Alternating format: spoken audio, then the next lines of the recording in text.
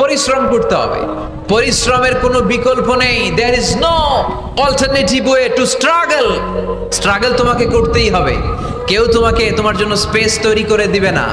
এই পৃথিবীতে কেউ কাউকে জায়গা দেয় না, এই পৃথিবীতে এসে জায়গা করে নিতে হয়। চিৎকার দিয়ে বলো ঠিক কিনা। হুঙ্কার দিয়ে পৃথিবীবাসীকে জানিয়ে দিতে হয় আমি এসেছি।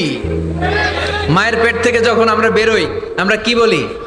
ওয়াও ওয়াও বলে নিজের অস্তিত্বের জানান দেই যে আমি এসেছি, এই পৃথিবীতে আমি জায়গা করে নিতে এসেছি। Life is not a bed of roses.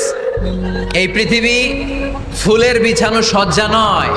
এখানে কষ্ট করতে হবে, পরিশ্রম করতে হবে, ঘাম ঝরাতে হবে।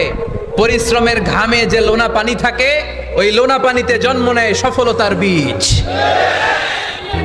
এজন্য পরিশ্রম করতে হবে। সব নবীরা পরিশ্রমী ছিলেন, সব নবীরা কাজ করেছেন।